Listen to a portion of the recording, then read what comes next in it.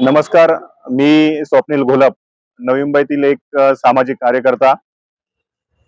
तुम्हाला माहीतच असेल, नवी मुंबई महानगरपालिकेच्या या सार्वत्रिक निवडणुका येत्या 15 जानेवारी 2026 ला येऊ घातलेल्या आहेत. आणि यासाठी जर तुम्ही बघितलं असेल की महायुती, महाविकास आघाडी यांच्यामध्ये मोठी चुरस आपल्याला बघायला मिळते. आणि अजूनपर्यंत कोणत्याही उमेदवाराला एबी फॉर्म देण्यात आलेला नाही. त्याच पद्धतीने महायुतीकडनं उमेदवार निश्चित होत नाहीये, ना महाविकास आघाडीकडनं उमेदवारी निश्चित होत नाहीये. सर्व उमेदवारांचा जीव हा टांगणीला लागलेला आपल्याला दिसतोय. शेवटचे 48 तास फक्त नामनिर्देशन फॉर्म सबमिट करण्यासाठी राहिलेला आहे. परंतु कोणत्याही प्रकारचा ठोस भूमिका या आपल्या पक्षांकडनं होत नाहीये. ना महायुतीकडनं उमेदवारी निश्चित होते, ना महाविकास आघाडीकडनं कोणाला उमेदवारी निश्चित होत नाहीये. त्यामुळे नेरूळ मधील प्रभाग क्रमांक 21, 22, 23, 24 या प्रभागामध्ये आपण एक तिसरी आघाडी म्हणजेच नेरूळ जनकल्याण समितीची आज घोषणा करत आहोत. नेरूळ जनकल्याण समितीच्या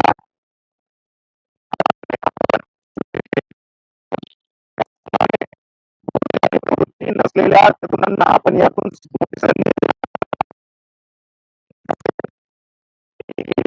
महिन्यांमध्ये राजकीय पक्षांकडनं माजी लोकप्रतिनिधी खरेदी करण्याची प्रक्रिया चालू झालेली आहे. आणि माजी लोकप्रतिनिधी खरेदी करण्यासाठी काही काही पक्षांनी त्या लोकप्रतिनिधींना अराउंडली 2 करोड 3 करोड देण्यात आले अशी माध्यमांद्वारे मला माहिती मिळालेली आहे. आणि ती माहिती सत्य सुद्धा असेल अशी मी आशा बाळगतो. कारण रहिवासी त्याचप्रमाणे जे मतदार आहेत त्यांना वेटीस धरून त्यांना बाजूला ठेवून लोकप्रतिनिधी आपला खिसा कसा गरम करायचा त्यांनी या माध्यमातून तो खिसा गरम केलेला आहे. तुम्ही बघितलं असेल, नेरूळ मधील सर्वच माजी लोकप्रतिनिधी विविध पक्षात प्रवेश करून आपला कोटा आणि आपला आर्थिक फायदा त्यांनी करून घेतलेला आहे. आणि आता मतदारांकडे जेव्हा भेटीला जातात तेव्हा मतदार मला स्वतः फोन करून सांगतात, आमच्या इतर अपक्ष उमेदवारांना फोन करून सांगतात की माजी लोकप्रतिनिधी आता या ठिकाणी येऊन रडतात, आमच्या पाया पडतात. म्हणजे विचार करण्याची वेळ आली यांच्यावर की कशा पद्धतीने भ्रष्टाचार केला, कशा पद्धतीने आर्थिक फायदा बघून मतदार बांधवाला, मतदार राजाला त्यांनी वाऱ्यावर सोडलं होतं. गेली 10-15 वर्षापासून आपल्या विभागात हीच गोष्ट चाललेली आहे. आणि या माजी लोकप्रतिनिधींमध्ये एन्झायटी आपल्याला बघायला मिळते.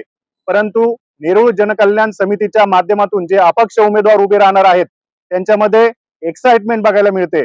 म्हणजेच त्यांना चिंता पडली आहे आणि आपल्याला आपल्या या नव्या उमेदीला उत्साह निर्माण झालेला आहे की आपण पहिली इनिंग खेळतोय पण मोठ्या उत्साहात खेळतोय. काही काही लोकांना शेवटची इनिंग खेळायची आहे आणि शेवटच्या ओव्हरमध्ये त्यांचा सिक्सर लागला तर लागला, ते पुन्हा भ्रष्टाचार करण्यासाठी मोकळे झालेले आहेत. काही अजेंडा घेऊन आपण ही नेरूळ जनकल्याण समिती स्थापन केलेली आहे. सर्व होतकरू तरुण युवा वर्गाला आपण यातून संधी देणार आहोत. प्रत्येक प्रभागामध्ये, नेरूळच्या प्रत्येक प्रभागामध्ये आपण उमेदवारी निश्चित करणार आहोत. त्याच पद्धतीने मी काल घोषणा केल्याप्रमाणे पूर्ण नवी मुंबईतून मला विविध अपक्ष आणि सुशिक्षित उमेदवारांचे फोन आले की खूप चांगला निर्णय आहे आणि या नेरूळ जनकल्याण समितीचं रूपांतर तुम्हाला 1-2 दिवसामध्ये नवी मुंबई जनकल्याण समिती म्हणून बघायला मिळेल. कारण नवी मुंबईच्या प्रत्येक वार्ड मधून आपल्याला असे अपक्ष उमेदवार आणि सुशिक्षित उमेदवार द्यायचे आहेत. आणि वरून पुन्हा एक सांगायची गोष्ट म्हणजे काही राजकीय पक्षांनी सुद्धा मला यासाठी मोठा पाठिंबा दर्शवलाय. कारण त्यांना माहिती आहे की एकनिष्ठता काही राहिलेली नाहीये. फक्त पैशाच्या जोरावर या ठिकाणी उमेदवारी लोक घेतात. परंतु जो माणूस प्रत्यक्षरित्या समाजसेवा करत असतो त्याच पद्धतीने जो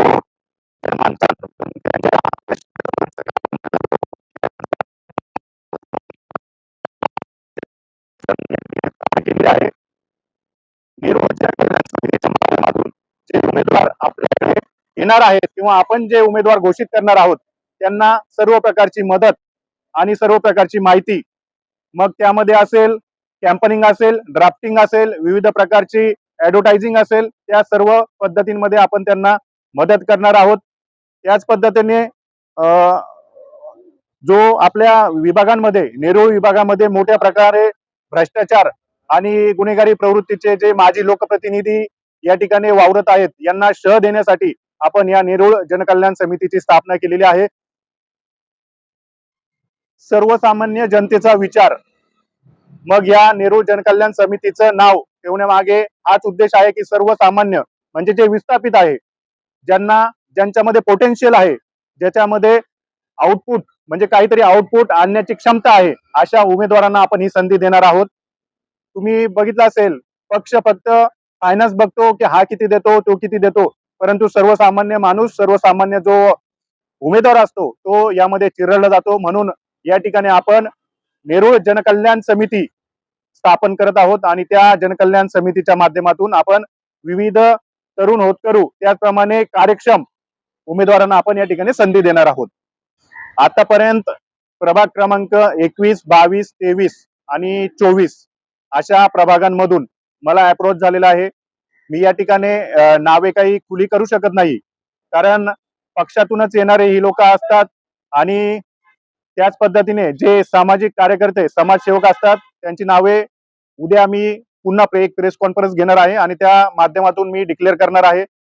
आणि चिन्हाचा विषय, चिन्ह त्यामध्ये आम्ही 3 चिन्ह निवडलेले आहेत. सर्व उमेदवारांना सारखे चिन्ह देण्यात येणार आहे. त्यामध्ये प्रायोरिटीनुसार आपण क्रमांक टाकणार आहोत, पहिला, दुसरा आणि तिसरा. जे पहिले उमेदवार येतील आपल्याकडे त्यांना सर्वांना ही गुपित माहिती आपण देणार आहोत.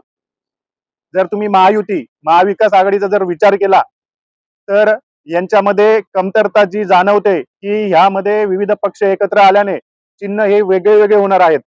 जर महाविकास आघाडीचा विचार केला तर ते 3-4 पक्ष एकत्र येऊन चिन्ह वेगळे वेगळे होणार आहेत. महायुती एकत्र येऊन चिन्ह वेगळे वेगळे होणार आहेत. परंतु नेरूळ जनकल्याण समितीची सर्व उमेदवारांची चिन्हे ही सेम असणार आहे. कारण फडणवीस सरकारांनी जो हा पॅनल पद्धत, जी प्रभाग रचना ही आणलेली आहे, ही रहिवाशांना, मतदार राजाला संभ्रमित करण्यासाठी आणलेली आहे आणि तो राजकीय फायदा त्यातून त्यांचा आहे. कारण वार्ड वाईज वार्ड अशी जर लढत झाली असती तर रहिवाशांमध्ये मतदार राजामध्ये हा बोल झालेला नसता.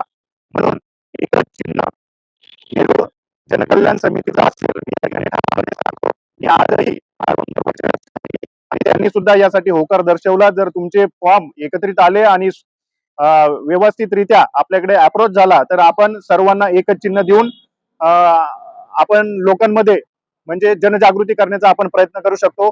आणि जर चारही उमेदवाराला, प्रभागामध्ये चारही उमेदवाराला एक जर चिन्ह भेटलं तर या आपल्या तिसऱ्या आघाडीचा म्हणजेच नेरूळ जनकल्याण समितीचा हा मोठा विजय असू शकतो. आता आज आम्ही सर्वजण नेरूळ येथील आगरी कोळी भवन या ठिकाणी होतो. त्या ठिकाणी आरो मॅडमशी चर्चा सुद्धा झाली. शेवटचे 48 तास उरलेले आहेत. सर्वांचे फॉर्म फिलअप करून झालेले आहेत. उद्या महायुती, महाविकास आघाडीचे काही उमेदवार काही एबी फॉर्म डिक्लेअर होतील. त्यातीलही काही नाराजी किंवा नाराजी नाट्य चालू झाल्यानंतर आपल्याकडे अप्रोच होणार आहे. त्यामुळे नेरूळ जनकल्याण समितीची पूर्ण डॉक्युमेंटेशन, फॉर्म बाबतची सर्व चेकलिस्ट ही परिपूर्ण झालेली आहे. उद्या संध्याकाळपर्यंत आपला पूर्ण पिक्चर क्लिअर होईल. कोणत्या उमेदवाराला आपण ही उमेदवारी जाहीर करतोय यातून आपल्याला निदर्शनास येईल. नेरूळ मधील नागरिक, मी गेली 2-3 आठवड्यापासून कॅम्पेनिंग चालू केलं आहे. प्रत्येकाच्या घरात जाऊन आम्ही चर्चा करतोय. माजी लोकप्रतिनिधींबाबत आणि पक्षांबाबत खूप मोठा त्यांच्यामध्ये संभ्रम आहे आणि खूप चीड आहे.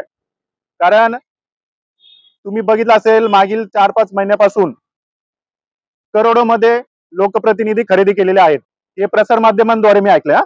मी स्वतः सांगत नाही, प्रसार माध्यमांद्वारे हे ऐकलेलं आहे की 2 ते 3 करोडोमध्ये एक नगरसेवक खरेदी केला जातो. आणि नागरिक ज्या लोकप्रतिनिधीला निवडून देतो तो स्वतःच्या स्वार्थासाठी, आर्थिक फायद्यासाठी पक्षांतर करतो. त्यामुळे स्थानिक रहिवाशांमध्ये, नेरूळच्या जनतेमध्ये मोठी चीड या लोकांच्या बाबत झालेली आहे, लोकप्रतिनिधींबाबत झालेली आहे. म्हणून सर्वसामान्य नागरिक समोर येऊन या निवडणूक प्रक्रियेमध्ये उतरत आहे. त्यामध्ये तरुण आहेत, त्यामध्ये काही महिला आहेत. या सर्वांनी एकत्रित येऊन यामध्ये भाग घेतलेला आहे आणि मोठ्या प्रमाणात लोकांच्या मनामध्ये या लोकांच्या बाबत द्वेष निर्माण झालाय. कारण स्वतःच्या फायद्यासाठी फक्त पक्षांतर करणे आणि मतदार राजाला वाऱ्यावर सोडून देणे तुम्ही जर बघितलं असेल गेली 7-8 महिन्यापासून किंवा 2-3 वर्ष जर कालावधी घेतला, लोकप्रतिनिधी आणि आपले प्रशासन, महानगरपालिका प्रशासन एकत्रित येऊन कोणत्या प्रकारचे भ्रष्टाचार करतात, हे सर्व भ्रष्टाचार उघड करण्याचं काम या ठिकाणी केलं आहे. आणि रहिवाशांमध्ये कोणीतरी सर्वसामान्य घरातला मुलगा, सर्वसामान्य घरातील उमेदवार पुढे येतोय म्हणून मोठी आशा त्यांना लागलेली आहे की कोणीतरी बाबा काहीतरी तोडणे, नसताना गार्डनच्या नेणे हेच काम चालू आहेत. त्यामुळे लोकांमध्ये खूप द्वेष निर्माण झालेला आहे आणि याचा फायदा या नेरूळ जनकल्याण समितीला नक्कीच होईल, अशी मी या ठिकाणी ग्वाही देतो. धन्यवाद.